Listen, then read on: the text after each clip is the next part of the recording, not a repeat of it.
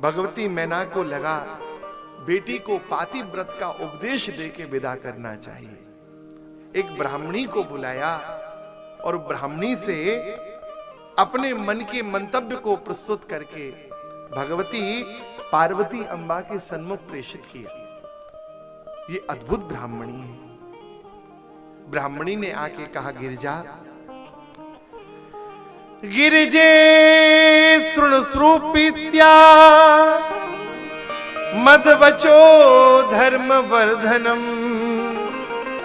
इहा मुत्रानंद करम श्रणवताम च सुख प्रदम। हे गिरिजा, मैं तुम्हें जो सुख पूर्वक वचन सुना रही हूं उनको बहुत ध्यान से सुनना, क्योंकि जो पतिव्रता स्त्री मेरे इस उपदेश को सुनती है वो सौभाग्यवती होती है। ब्राह्मणी ने कहा, पार्वती, धन्या पतिव्रता नारी नान्या पूज्या विशेषतः पावनी सर्वलोकानां सर्व पापौघनाशनी। हे पार्वती, पतिव्रता नारी धन्य है।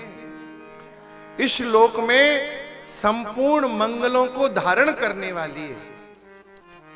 महाराज, हमारे यहां सौभाग्यवती नारी का दर्शन विशेष मंगलकारी माना गया है। जो शुभ चिन्ह कहे गए हैं शास्त्रों में, कभी यात्रा पे जाएं और सबस्सा गाय का दर्शन हो जाए, गाय वत्स को दूध पिलाती दिख जाए, ब्राह्मण वेद मंत्रों को धारण किए हुए दिख जाए, भगवान यज्ञ नारायण की अग्नि दिख जाए, वेदों के मंत्रों का उच्चारण सुनाई पड़ जाए, तो इन्हें मंगलकारी माना गया है। वहीं लिखा है, यदि कोई सौभाग्यवती नारी मंगल चिन्हों को धारण किए हुए दिख जाए, कोई कौमारी का कन्या भरे हुए कलश को लिए दिख जाए, तो मानो आपकी यात्रा शुभ होगी। हमारे यहां सगुन विचार का जो चिंतन किया है ऋषियों ने, उन्होंने कहा, पतिव्रता व्रत धारण करने पातिव्रत धारण करने वाली जो पतिव्रता नारी है, वस्तुतः संसार में नान्या पूज्या विशेषतः ना अन्य पूज्या विशेषतः, उसके अलावा संसार में कोई पूजा के योग्य नहीं है। इतना उसका बल है महाराज। ये ब्राह्मणी बोली, हे गौरी सुनो, पतिव्रता नारी के लक्षण क्या है। सबसे पहला लक्षण कहा, पतिव्रता नारी वह है जो अपने मुख से अपने पति के नाम का स्मरण नहीं करती। पतिव्रता नारी को अपने पति का नाम नहीं लेना चाहिए। अब तो बड़ा विचित्र काल है महाराज, सीधा नाम लेके ही पुकारते हैं सब दंपति एक दूसरे को। पुराने जमाने में सुनो जी और हाजी में ही काम हो जाता था। अच्छा, कई बार अभी पुराने लोग आज भी अपनी स्त्री को अपने बड़े पुत्र के नाम से बुलाते हैं। हम लगभग 12-15 वर्ष पहले यहां ठर्र है पास में, विदिशा के पास ठर्र गांव, वहां गए तो एक जगह प्रसाद पाने गए थे, तो उन्होंने कहा, ए बलबीर, तो बलबीर तो नहीं आए, बलबीर की मैया आ गई। तो हमने उनसे कहा, बाद में पूछा, हमने कहा, मैया एक बात बताओ, बाबूजी ने तो बलबीर को बुलाया था, आप कैसे आई? तो बोले, वो हमसे बलबीर ही बोलते हैं। तो हमने कहा कि लेकिन कई बार घर में बलबीर भी हो और आप भी हो, तो फिर दोनों आते होंगे बुलाने में। तो वो बोली, नहीं, जब हमको बोलते हैं तो हमको लग जाता है कि हमको ही बुला रहे हैं, और जब बलबीर को बोलते हैं तो बलबीर समझ जाता है। ये भारत की सौम्यता है, ये हमारी संस्कृति की पवित्रता है कि मन का कितना प्रगाढ़ संबंध होता है। ब्राह्मणी ने कहा, देवी वह नारी पतिव्रता है जो अपने पति को स्पष्ट नाम से नहीं बुलाती, कभी पति का नाम नहीं लेती। पत्युर्नाम ना गृह्यात् कदाचन पतिव्रता। पतिव्रता को चाहिए बहुत आवश्यकता होने पर नाम ले, अन्यत्र संकेत में ही अपने पति को स्पष्ट कर दे। वैसे 4 लोगों का नाम नहीं लेना चाहिए। शास्त्र कहते हैं आत्म नाम गुरोर नाम नामाति कृपणश्च च। बार बार अपना नाम भी नहीं लेना चाहिए। जो यश चाहता हो वो बार बार अपना नाम ना ले। आत्म नाम गुरोर नाम, गुरुजनों का नाम नहीं लेना चाहिए, अपने से बड़ों का नाम नहीं लेना चाहिए, सीधा सीधा नाम नहीं लेना चाहिए। और नामाति कृपणस्य च, कोई बहुत ज्यादा कृपण लोभी लालची हो ना तो उसका नाम, कंजूस का नाम भी नहीं लेना चाहिए। पूरा दिन बेकार हो जाएगा यदि आप कंजूस का नाम लें।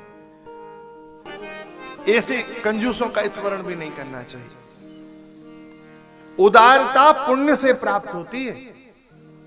हर किसी के भाग्य में नहीं होता है कि उसका हृदय उदार हो। आत्मनाम गुरोर नाम नामाति कृपणस्य च। कंजूस का नाम नहीं लेना चाहिए, बार बार अपना नाम नहीं लेना चाहिए, अपने गुरुजनों का नाम नहीं लेना चाहिए। और जो माता अपने पुत्र को दीर्घायु देखना चाहती है, अपने बड़े पुत्र का नाम ना ले। माता को अपने बड़े पुत्र का सीधा सीधा नाम नहीं लेना चाहिए। पत्नी को अपने पति का नाम नहीं लेना चाहिए। इतने लोगों को अपने माता को पुत्र का नाम सीधा मत लीजिए। श्री राम को राघव कहती थी भगवती कौशल्या अम्बा,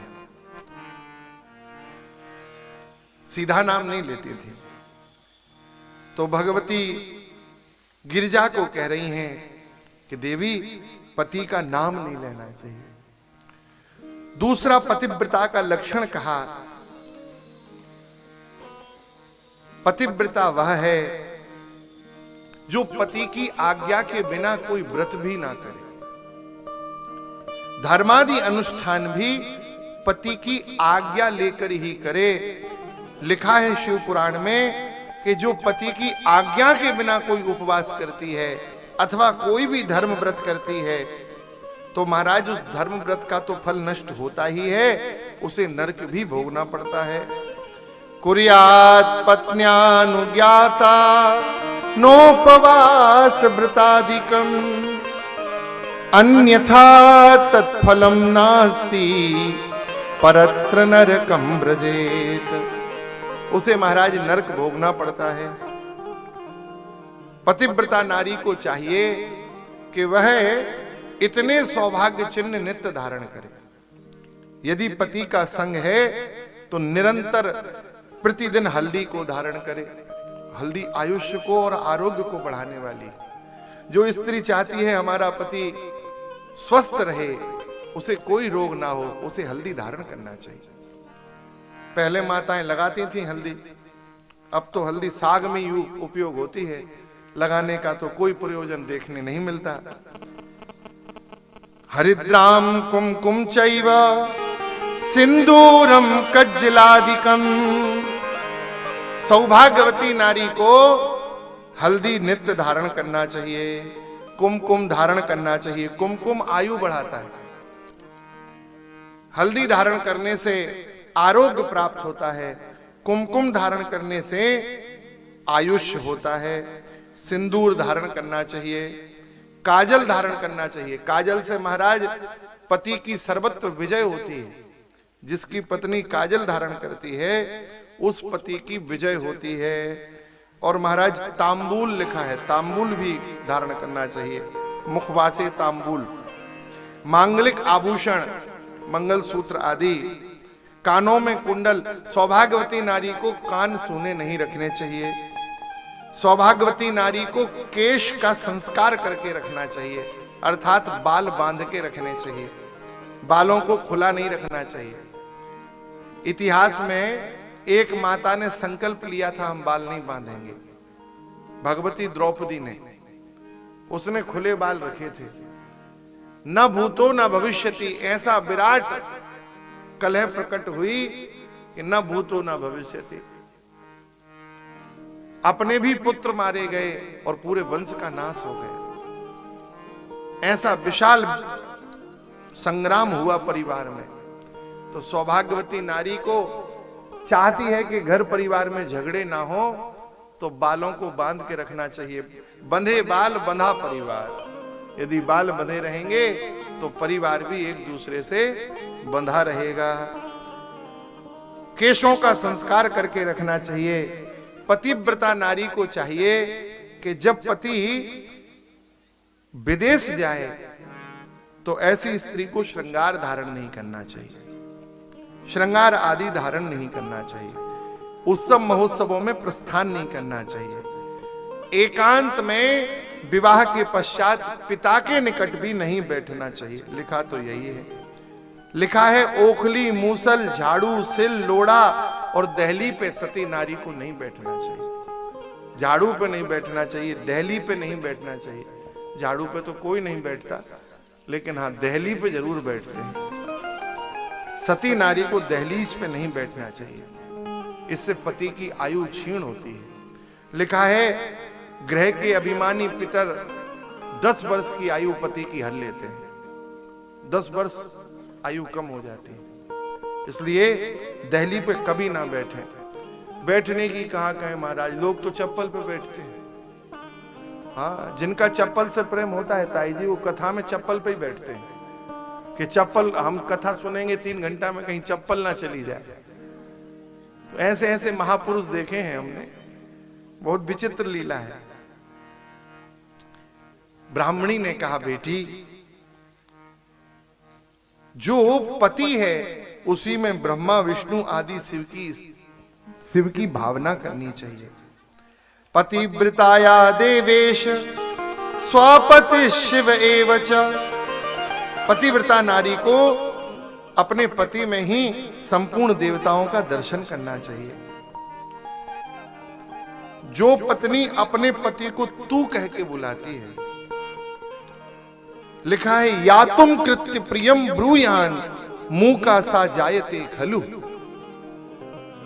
जो पत्नी अपने पति को तू कह के बुलाती है वह अगले जन्म में गूंगी होती है, उसकी वाणी भगवान छीन लेते हैं, वह गूंगी होती है।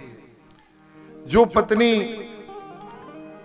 वाक्यों का अनुसरण ना कर कर और महाराज विपरीत कर्म करती है, उसे कान की सुनने की क्षमता चली जाती है।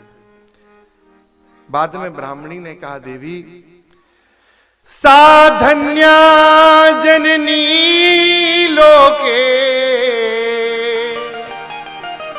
साधन्यो जनकः पिता धन्या सच पतिर्यस्य ग्रहे देवी पतिव्रता। वह माता धन्य है और वह पिता धन्य है। और केवल माता पिता ही नहीं, वह पति भी धन्य है। तीनों धन्य हो जाते हैं जिसका संबंध पतिव्रता नारी से होता है। जिसके घर में कोई सौभाग्यशालिनी बेटी जन्म ले ले और दुर्लभा वैष्णवी नारी, किसी को सौभाग्य से वैष्णवी पत्नी मिल जाए, तो वह सब धन्य है।